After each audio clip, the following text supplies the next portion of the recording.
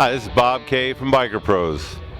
We're here at the Harley-Davidson Museum 2012 Custom Bike Show.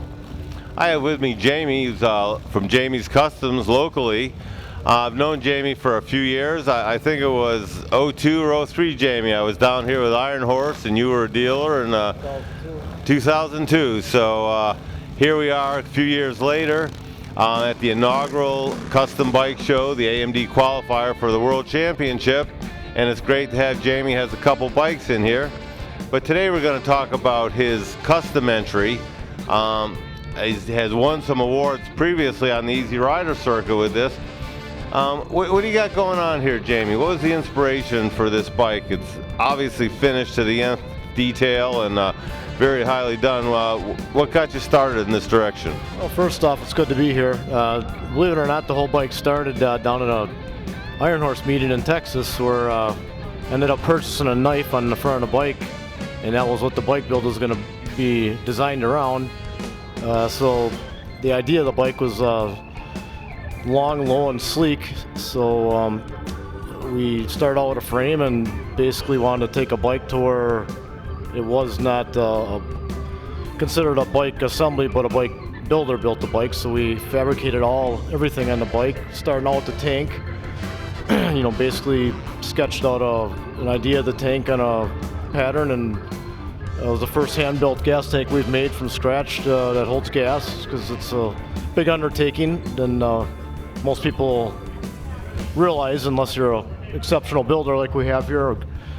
From there, we built the handlebars, headlight, and basically wanted the bike to be kind of like a Predator mean-style bike with some sleek, mean lines with a big engine, a big powerful look to it, and kind of going after a hardtail style look with a soft tail suspension where you can see a lot of the working mechanical components of the bike, see the beauty, and hand finished all the welds, and all the metal work is all fabricated into the frame, and the rear fender is actually mounted to the swing arm that unbolts. It's not welded, it will unbolt, but it moves up and down with the air ride, so it stays stationary at that hardtail look at all times.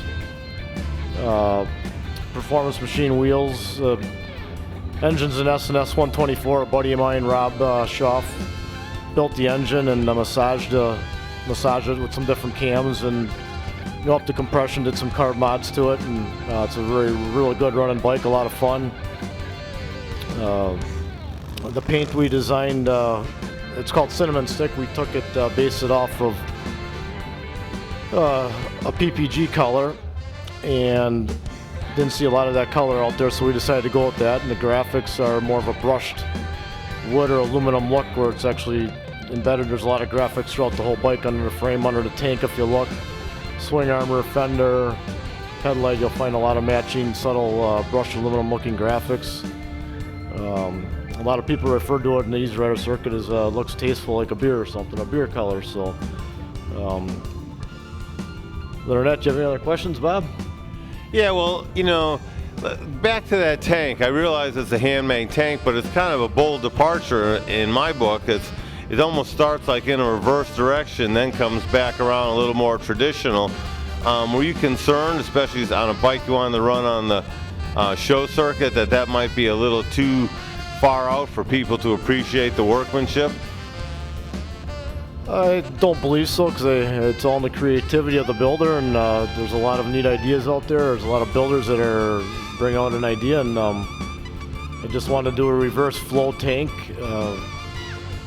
and just basically put all the different steps down. I had to use a rod and take weld all the pieces to the rod to have enough rigidity to make it, and just wanted something more prehistoric, of some kind of prehistoric animal coming down and scooping up and getting you, and just wanted to get off the traditional round bubbled Harley look. Not that I don't appreciate it, but just wanted a whole different look. Well, it certainly works. I mean, you've done that. The kind of feel, it looks like the headlight almost coming out of that.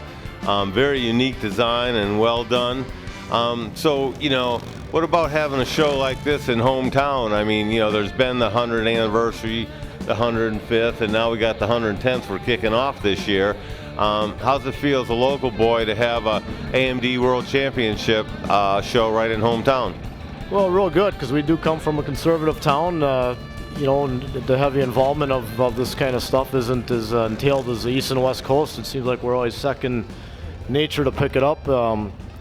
Being in Harley's hometown is definitely remarkable. The company's great. They promote the bike industry hugely, and I'm honored to be here. And there's a lot of talented builders out there. I give my hats off to them all, and wish them good careers and keep up the good work, and